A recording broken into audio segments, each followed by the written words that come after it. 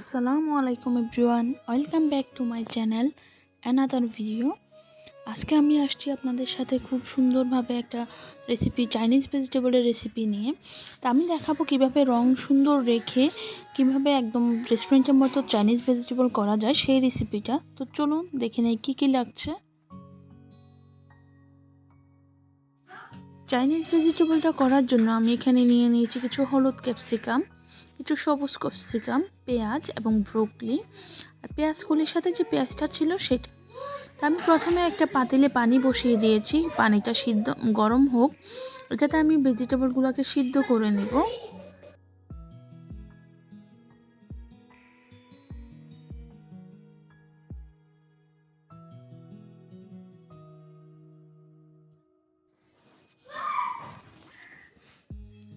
এখন আমি এই পানিটা বলক চলে এসেছে, এটাতে আমি দিয়ে দিচ্ছি হচ্ছে পেঁপে এবং গাজরটা।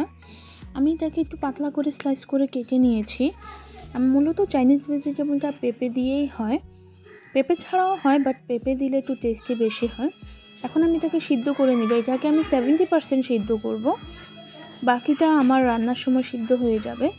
একদম নরম করে ফেলা যাবে না, সেই জন্য এটাই চাইনিজ ভেজিটেবল একটু ক্রাঞ্চি থাকে, সেটার জন্যই। আর আমি অবশ্যই দেখতে পাচ্ছেন আমি কিন্তু কোনো রকম ঢাকনা ইউজ করছি না।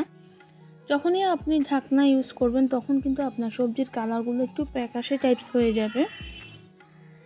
তা আমি চাচ্ছি আমার ভেজিটেবলের কালারগুলো অনেক সুন্দর থাকুক। আমি বাকি সবজিগুলো দিয়ে দিয়েছি, গাজর, ব্রোকলি সব কিছু অলমোস্ট সিদ্ধ হয়ে গিয়েছে, দেখতেই পাচ্ছেন কোনো রকম কালার নষ্ট হয় নাই। এখানে প্রায় 70% সিদ্ধ হয়ে গিয়েছে। আমি এখন এটাকে একটা ছাঁকনির সাহায্যে তুলে নিচ্ছি। যে পানিটা রয়েছে ওটাকে আমি ফেলে দেব না, এই স্টকটা আমি ভেজিটেবলে ইউজ করব। এখন আমি একটা ফ্রাই প্যান নিয়ে নিয়েছি, ফ্রাই প্যানে আমি পর্যাপ্ত পরিমাণ তেল দিয়ে দিয়েছি এবং এতে কিছু রসুন কুচি দিয়ে দিচ্ছি। চাইনিজ ভেজিটেবল অবশ্যই রসুন কুচি দিতে হবে, এটা আপনি চাইলে এখানে বাটার ইউজ করতে পারেন। আমি এখানে এখন মুরগির মাংসটা দিয়ে দিচ্ছি। আমি মাংসটাকে কিন্তু কোনো কিছু দিয়ে ম্যারিনেট করিনি, ডিরেক্ট একটু ব্রেস্ট পিসগুলোকে কেটে নিয়েছি। চিকেন ছাড়াও হবে, বাট চিকেনটা অপশনাল। আমি মুরগিটাকে একটু ভেজে নিচ্ছি এখানে। এবার আমি এখানে যে সবজিটা সিদ্ধ করে রেখেছিলাম সবজিটা দিয়ে দিচ্ছি। এই সময় চুলার হিটটা কিন্তু আমার হাই হিটেই থাকবে। আপনারা অবশ্যই জানেন যে চাইনিজ রান্নাগুলো একটু হাই হিটেই করতে হয়, তাহলে কালারটা সুন্দর থাকে। তো আমি এখন এখানে আমার যে বাকি সবজিগুলো ছিল যেগুলো আমি সিদ্ধ করি নাই, ক্যাপসিকাম, পেঁয়াজ কলি, তারপর পেঁয়াজ, আস্ত পেঁয়াজগুলোকে একটু কিউব করে রেখেছিলাম, সেগুলো সবগুলো সবজি আমি এখানে অ্যাড করে দিচ্ছি। যে পেঁয়াজগুলো ছিল আমি 4 কোনা করে কেটেছিলাম, ওগুলোকে একটু খুলে নিয়েছি। আমি এবার খুব ভালো করে সব কিছু একসাথে মিক্স করে নিব। দেখতেই পাচ্ছেন ভেজিটেবলটা খুব কালারফুল হয়েছে। চেষ্টা করবেন বিভিন্ন কালারের সবজিগুলো ইউজ করতে, তাহলে ভেজিটেবলের কালার অনেক সুন্দর আসে। অনেকে কিন্তু একদম ড্রাইও খেতে পছন্দ করে, সটে টাইপসের। এবার আমি এখানে কিছু স্পাই অ্যাড করব। এবার এটাতে আমি অ্যাড করছি হাফ চা চামচ গোলমরিচের গুঁড়া। আমার এখানে গোলমরিচটা অ্যাকচুয়ালি সাদা কালো মিক্স করা ছিল, আপনারা চেষ্টা করবেন সাদাটা ইউজ করার জন্য, তাহলে কালারটা অনেক সুন্দর থাকে। এটাকে মিক্স করে নিলাম। মিক্স করার পরে এবার এটাতে আমি অ্যাড করছি 1 চা চামচ চিকেন পাউডার।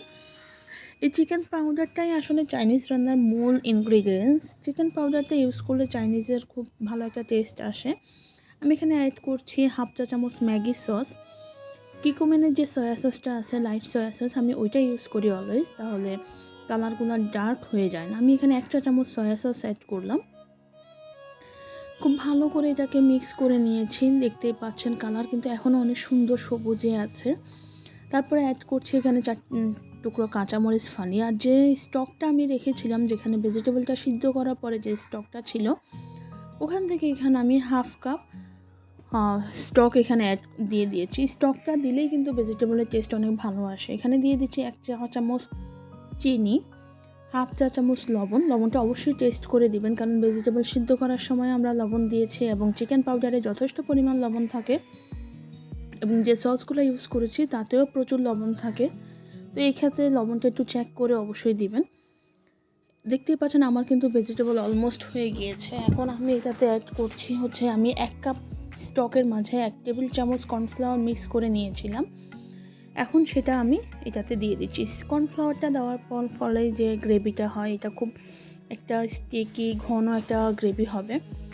দেখতেই পাচ্ছেন আমার কিন্তু ভেজিটেবল অলমোস্ট রান্না হয়ে গিয়েছে। এটাতে এখন আর আমার কোনো কিছু দেওয়ার নেই।